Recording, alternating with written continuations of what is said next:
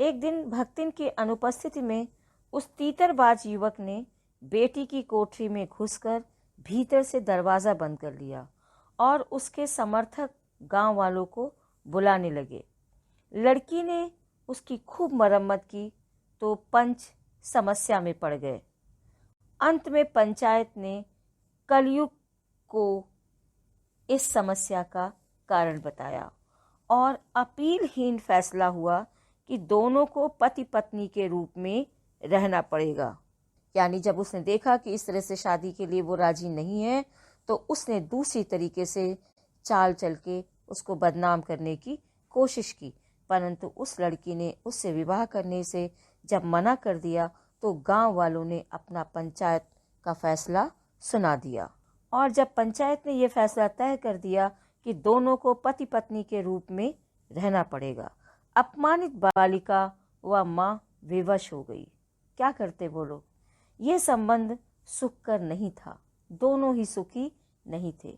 दामाद निश्चिंत होकर तीतर लड़ाता था, जिसकी वजह से पारिवारिक द्वेष इस कदर बढ़ गया कि लगान अदा करना भी मुश्किल हो गया। लगान न पहुंचने के कारण जमींदार ने भक्तिन को कड़ी धूप में खड़ा कर दिया। यह अपमान वह नहीं सहन कर पाई और कमाई के विचार से वह शहर चली आई। यानी इतनी मेहनत से जो धन संपत्ति उसने इकट्ठा की थी, अपनी ईमानदारी और अच्छे चरित्र के साथ रहते हुए, किंतु समाज ने उसका कहीं न कहीं हर तरीके से अपमान किया, उसको प्रताड़ित किया, उसको दुख पहुंचाया। और जब वो अपनी भूमि की लगान को भी नहीं भर पाई तो उसको जिस तरह से धूप में खड़ा किया गया, इससे उसने अपने आप को इतना अपमानित महसूस किया कि उसने गांव छोड़ने का फैसला कर लिया और शहर में आकर वो कहीं न कहीं अपनी कमाई के लिए विचार करने लगी। जीवन के अंतिम परिच्छेद में घुटी हुई चांद, मैली धोती तथा गले में कंठी पहने वाली लेखिका के पास नौकरी के लिए पहुंची।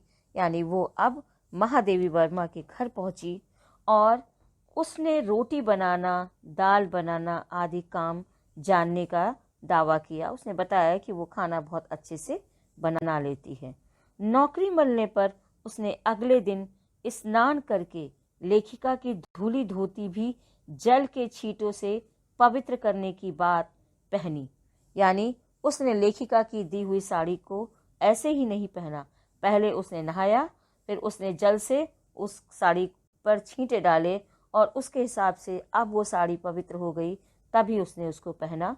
निकलते सूर्य व पीपल को अर्घ दिया, 2 मिनट जप किया और कोयले की मोटी रेखा से चौके की सीमा निर्धारित करके खाना बनाना शुरू कर दिया।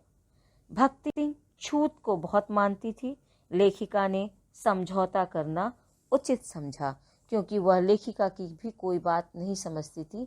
उसके अनुसार वह जिस तरीके से अपना भोजन बनाना चाहती है वही उसके हिसाब से सही है।